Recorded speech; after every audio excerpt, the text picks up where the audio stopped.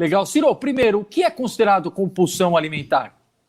Pois é, todos nós saímos assim da nossa rotina alimentar lá pelas tantas, né? Dá uma exagerada num final de semana, numa macarronada, um churrasco, né? E na Manda ver pandemia, mais, todo dia, né, Ciro? manda ver, né? Quer dizer, acaba tendo eventualmente um exagero alimentar. Agora, se tiver pelo menos um comportamento de uma vez por semana durante 3 meses, de comer demais, sentir que está perdendo o controle sobre essa alimentação, a gente já começa a pensar em compulsão alimentar. Além disso, as pessoas que têm compulsão alimentar normalmente comem muito mais rápido do que o normal. Ela se estufa, ela come até passar mal, né? Repito, isso tem que ser, não pode ser eventual, né? Tem que ser sempre, né? Eu lembro de um cronista que falou que feijoada boa tem que ter ambulância na porta, né? Porque normalmente as pessoas exageram quando é eventual. Agora, se for sempre, né, se esse comportamento se repetir pelo menos uma vez por semana, durante pelo menos 3 meses, eu começo a me preocupar. E normalmente as pessoas que têm compulsão alimentar também comem grandes quantidades de alimento, mesmo que não tenham fome. Né? Ela não está sentindo fome, ela não está sentindo aquela necessidade de comer, mas ela tem uma compulsão, por isso o nome, ela tem uma necessidade, uma compulsão a comer. Muitas pessoas também acabam comendo sozinhas, elas têm vergonha desse comportamento diante das outras pessoas e acabam comendo sozinhas. E se sentem nauseados, né, normalmente deprimidos depois que come excessivamente. É importante a gente diferenciar a compulsão alimentar de outros tipos de transtornos alimentares. Transtornos alimentares são especialidades da psiquiatria, tá? É o psiquiatra que cuida dessa, normalmente com a equipe multidisciplinar, mas é o psiquiatra que trata dos transtornos alimentares. E tem um outro tipo chamado bulimia, né? Qual é a diferença? A diferença é que o indivíduo que tem bulimia, ele come também muito, mas em seguida ele dá um jeito de eliminar aquilo. Então ele, por exemplo, ele vomita, ou ele toma um remédio para evacuar aquilo, né? Ou ele faz exercícios de maneira compulsiva, assim, fortíssimos para tentar eliminar aquilo, o uso de diuréticos, ou acaba complicando mais a situação, né? E só como curiosidade, tem nada a ver com anorexia, né? Anorexia, na verdade, a origem do nome significa que não tem apetite, mas não é bem assim. As pessoas que têm anorexia chegam a passar fome, mas ela tem uma distorção da imagem corporal, de modo a que ela se imagina gorda. Então você vê aquelas pessoas assim magérrimas, mas muito magras. Na verdade, vários acabam chegando até a morrer em função dessa falta de comida, né? A gente tem que tratar mesmo. E elas são magérrimas, né? Mas elas sentem fome. O que elas não admitem é que a imagem corporal seja de uma pessoa gorda. Tá. A imagem corporal toda distorcida. Só para uma outra dúvida, Siri, é importante. Qual a diferença, por exemplo, de compulsão alimentar e gula? Tecnicamente falando, na compulsão, mesmo você estando satisfeito fisicamente, o seu cérebro ainda passa informação que você precisa comer mais. O que acontece na prática? A gula é um termo popular que engloba a compulsão alimentar. A compulsão alimentar ela afeta aí mais ou menos 3,5%, 4% das mulheres e 2% dos homens, sem outros tipos de transtorno, né? O guloso, ele acaba comendo, mas ele tem prazer com aquela comida, né? O indivíduo que tem compulsão alimentar, ele tem perda de controle sobre a alimentação. Então, existe um circuito dentro do nosso cérebro que chama circuito do prazer, circuito da saciedade, que informa você quando aquilo já chegou num limite. Por exemplo, você vai fazer uma atividade física, né? Então, você tem um prazer em fazer aquilo começa a estimular seu organismo, o que reforça as próximas vezes em que você vai fazer uma esteira, que você vai fazer um esporte, né? Mas o indivíduo que tem compulsão, não, ele perde controle mesmo, né? Então o comportamento ele ganha uma certa autonomia, ele já não tem mais o poder de decisão. Essa é a grande chave, né? O grande barato da coisa é que ele não tem poder de decisão, não tem liberdade de falar, agora eu vou parar de comer. Não, ele continua comendo. Tanto é que a maioria das pessoas que tem compulsão alimentar sofre, né, de obesidade, são pessoas realmente obesas. Mais ou menos das pessoas que acabam indo para a cirurgia bariátrica, em torno de 40%, 50% sofrem desse transtorno alimentar, e assim, na opinião da maioria dos psiquiatras, não basta a cirurgia, né? Tanto é que a maioria dos cirurgiões, eles fazem um acompanhamento paralelo com psicoterapia, com psicólogos, né? Porque se não mudar a cabeça, né, do transtorno, da compulsão, o indivíduo faz a cirurgia bariátrica, ele emagrece e em seguida engorda. Então, começa a engordar de novo, né? Porque a cabeça dele continuou funcionando de maneira compulsiva. Ele acaba comendo aquilo de maneira exagerada e sente culpa. Só que essa culpa é insuficiente. Realmente precisa procurar tratamento, né? Normalmente esse tratamento é realizado por equipes multidisciplinares, né? Então tem um psiquiatra que está cuidando, tem muitas vezes um endocrinologista, nutricionista com absoluta certeza, psicólogos, né? Que vão atuar. Então a gula eventual, né? Você fala, nossa, a macarronada aqui está muito boa, vou comer mais um pouquinho, né? Vou comer de gula, né? A tradição religiosa diz que isso é pecado, é tão comum que virou pecado, né? Então, é eventual. Agora, se isso começa a se repetir, pelo menos uma vez por semana, durante 3 meses, né? O indivíduo chega, inclusive, a comer sozinho, ele come escondido, né? Tem indivíduos que, por exemplo, fazem isso de maneira mais frequente noturna, né? Atacam a geladeira, né? E aí a gente já começa a ter alguns indicativos de algumas dicas que, independentemente do tratamento, podem ajudar a evitar, né, esse tipo de transtorno, né, da compulsão alimentar. Primeiro deles, por exemplo, a primeira dica que eu gostaria de dar seria de evitar dietas muito restritivas, né? Ficar muito tempo sem comer é um horror.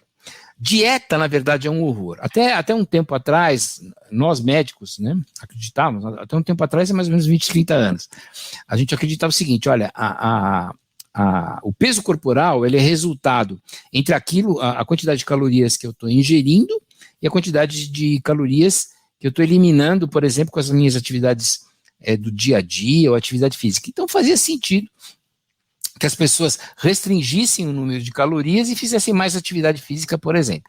Para um certo número de pessoas, isso acaba mudando o seu ritmo de vida de alguma maneira e acaba funcionando. Mas para muitos não, porque tem que ter um conceito que a gente tem que estar sempre presente, que é o seguinte: o organismo tende a uma situação de estabilidade, a gente chama de homeostase. Então ele tende a uma situação de equilíbrio, sempre.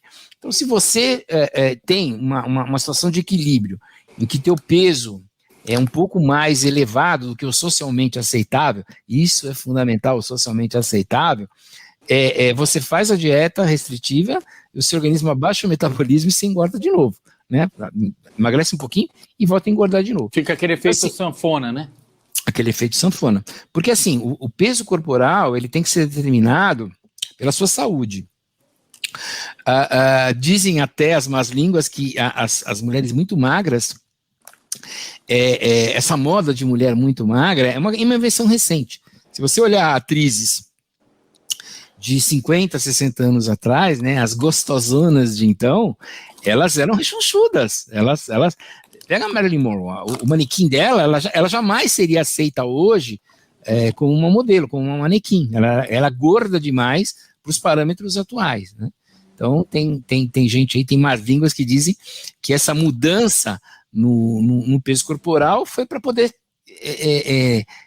não chamar a atenção sobre a roupa, né? Então, o modelo ideal, ela é tão magra que ela é quase, desculpa a expressão, mas ela é quase um cabide para a roupa, né? Ela não tem curvas, ela não chama, ela não desvia a atenção da roupa, né? Isso é uma determinação impossível, né? Um modelo de Barbie, que é aquele modelo daquela bonequinha da Barbie, aliás, já fizeram cálculos fisiológicos. Se uma mulher tivesse as medidas que uma Barbie tem, ela ia ter mais ou menos, no máximo, umas 2, 3, 4 semanas de vida. Ela ia morrer. Tamanha desproporção que aquilo está tendo. Então, a gente precisa tomar muito cuidado com as imposições sociais, né? O peso corporal, Ele tem que ser determinado pela saúde.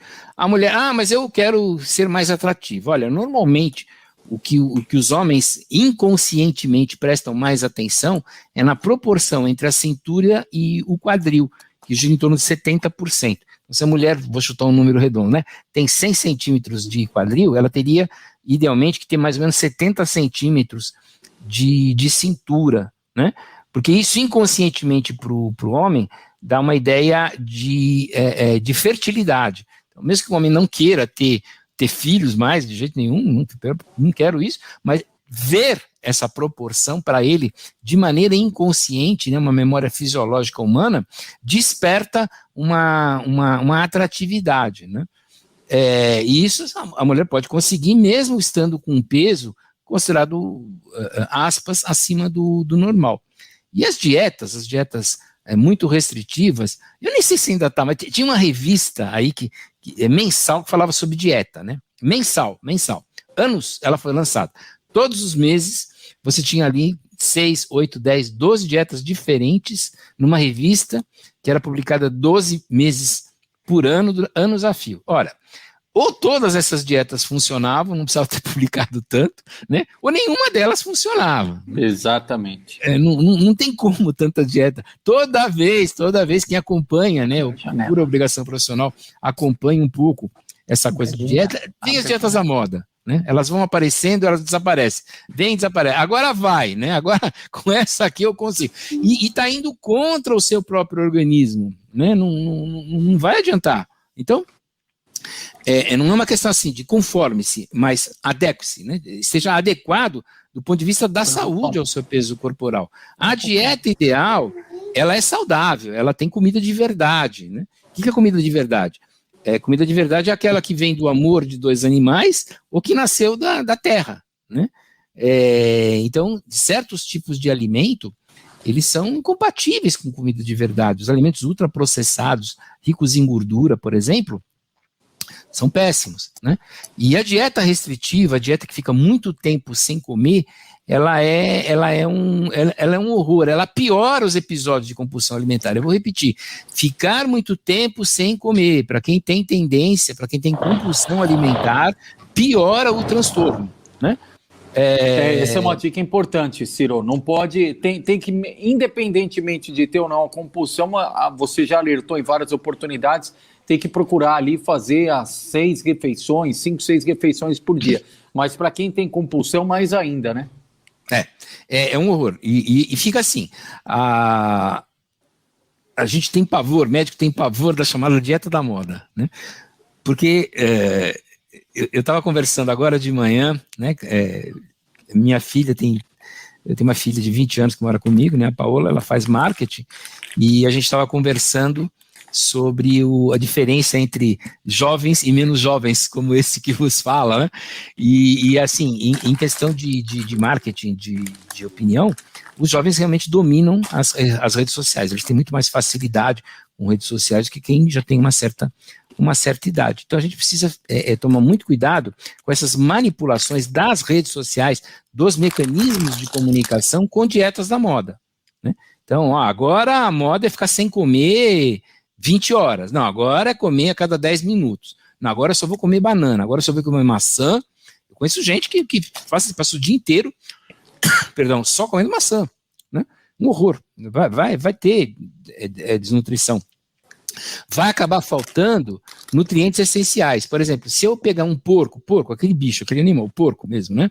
E der uma dieta restritiva para ele, faltando um aminoácido, que é o triptofano, ele, depois de algum tempo, desenvolve transtorno alimentar. Ele começa a não comer, ele começa a emagrecer de maneira exagerada, né? Porque ele está faltando um aminoácido, uma partícula de alimento que vai formar transmissor químico no cérebro, inclusive do porco, e vai prejudicar isso, né? Então, a primeira dica é essa, não fazer dieta restritiva. Colado a essa dica, vem o seguinte, não pular refeição, né? Então, basicamente, o que a pessoa que tem compulsão alimentar, isso serve para qualquer pessoa que queira manter um peso saudável, né? Tem que ter um horário para comer, né? Não pular refeição. Não pule refeição, não fique muito tempo realmente sem comer. são as 3 refeições, café da manhã, almoço, jantar, e mais umas 2 ou 3 intermediárias para manter a glicose num nível adequado. Então, assim, a obesidade é inimiga da rotina. Se você quer diminuir a obesidade, crie rotinas, né? Crie rotinas. Terceiro ponto que é bem interessante é beber bastante água, né? Além de te manter hidratado, essa é uma oportunidade, quando a pessoa está ingerindo a água, a pessoa que tem a compulsão alimentar, é uma oportunidade dela se perguntar, eu estou com fome ou estou com vontade de comer? Então, diferenciar a pessoa que tem compulsão, muitas pessoas que têm excesso de peso corporal, e compulsão alimentar mais ainda, perdem a noção se estão com fome ou se estão com vontade de comer. Como é que você consegue diferenciar se está com fome ou com vontade de comer? Tomando água. É uma maneira bem simples de você. Então, você toma água, ela dá uma sensação de saciedade, né? Ela dá uma estufadinha, e aí você tem como parar para pensar melhor, você tem um instrumento físico mesmo, né? Para parar para pensar melhor e falar, não, eu realmente não estou com fome, eu estou com vontade de comer, né? A compulsão alimentar, uma das grandes características é essa, né? A pessoa não está com fome, ela está com vontade de comer, e come de maneira exagerada, e acaba... E tem cura, Ciro? Tem tratamento. Os tratamentos, assim, eles são prolongados, não são tratamentos totalmente fáceis. Normalmente, as pessoas que têm compulsão alimentar, eles têm o que a gente chama de comorbidade, então eles têm outros transtornos associados, né? Então, tem muita gente, por exemplo, que tem um transtorno de ansiedade generalizada, a ansiedade piora a compulsão alimentar, a pessoa come porque está ansiosa, né? Ela tenta melhorar isso. Na verdade, aí você começa a investigar diversas outras causas. Por exemplo, tem pessoas que têm ansiedade muito forte, que acabam desenvolvendo compulsão alimentar, e as pessoas falam assim, é lógico, ela fica ansiosa e acaba comendo mais. Mas, na verdade, a ansiedade foi desencadeada porque ela tem quedas de glicose durante o dia. E essa queda de glicose desencadeia a ansiedade que faz ele comer. Mesmo porque a queda de glicose faz comer mais. As pessoas que têm a chamada hipoglicemia reativa tendem a ter um peso corporal elevado. Então é importante investigar, né, o metabolismo dessa pessoa, ver se ela não está com quedas no nível de glicose, ou às vezes não cai abaixo do normal, mas cai muito rápido, né? Você tem como investigar isso? Uma investigação relativamente simples, o seu médico consegue fazer isso, para ver se não está tendo essas quedas de glicose. E aí vem a próxima sugestão, né? Não ficar, repito, muito tempo sem comer, não permitir que você, sem perceber, tenha quedas de glicose. Então, é sempre de um lado lá uma uva passa, por exemplo, ou uma banana, né? Eu acho que tem 2 medidas que resolvem um grande percentual de problemas da humanidade. O primeiro é respirar de maneira lenta e controlada periodicamente. Isso esvazia os seus centros de alarme, portanto, ansiedade. E o segundo se chama banana. É difícil, nós estamos no meio de um paraíso, a gente acha banana com muita facilidade, tem um preço muito acessível. Banana é um alimento super completo. Então, você come entre as refeições uma banana, né? Você está propiciando vitamina, mineral, potássio, você está dando ingestão de caloria. A banana vai engordar. Não vai engordar nada, tá? Você come uma banana, dá uma sensação de saciedade bacana, depois controla a alimentação. Então, respirar e banana são 2 prescrições aí que eu costumo fazer com muita frequência, né? Porque é fácil de fazer. E além disso, a banana e outros alimentos também, mas banana tem fibra alimentar. Comer fibra alimentar é uma grande dica para quem tem compulsão alimentar, para quem quer emagrecer. Porque normalmente a fibra alimentar, ela junto com líquido, ela distende o estômago. Uma das maneiras de eu ter a sensação de saciedade, como é que o meu corpo, vou voltar um pouquinho atrás, como é que o meu corpo sabe que já comeu o suficiente? Uma maneira é detectando quanto que eu tenho de glicose no sangue, né? Então eu tenho receptores de glicose que dizem, olha, essa glicose está muito baixa, cara, vai comer, né? Então esse é um tipo, né? O outro tipo é hormonal, é um hormônio chamado leptina, que modula esse tipo de saciedade, né? Uma outra maneira é quando a distensão do estômago. Quando o estômago está mais distendido, isso gera uma sensação de saciedade. Isso pode ser obtido comendo mais fibra. Quanto mais for industrializada a comida, ou seja, quanto mais né, pedacinhos pequenininhos de comida, menos esforço do sistema digestivo vai exigir, né? Menos fibra vai conter, menos saciedade vai gerar, né? Então, incluir mais fibra. Pão de preferência, sempre que for comer um pão, coma com fibra, né? Macarrão, coloca integral. Ou você simplesmente coloca dentro do seu prato lá de comida um pouco de aveia, né? Que tem bastante fibra, ou vegetais que tenham bastante fibra, né? Isso ajuda a sensação de saciedade. Sempre lembrando que sempre que você comer fibra, você vai ter que ingerir água. Se você não ingerir água, essa fibra vai sugar a água e você vai ter prisão de ventre, né? E aí vem uma outra dica também, uma outra coisa, um outro hormônio que dá a sensação de saciedade é quando você dorme, né? Quando você tem um sono bom, você produz uma série de substâncias que reduzem, que aumentam a sensação de saciedade, que diminuem a necessidade de você comer bem, né? Então, assim, um grande lance é procurar ajuda para dormir melhor, né? Quando você dorme bem, a sensação de saciedade vem mais fácil, a ansiedade diminui, né? O seu organismo se recupera, você vai eliminar uma série de toxinas, o seu cérebro vai conseguir se organizar de uma outra maneira.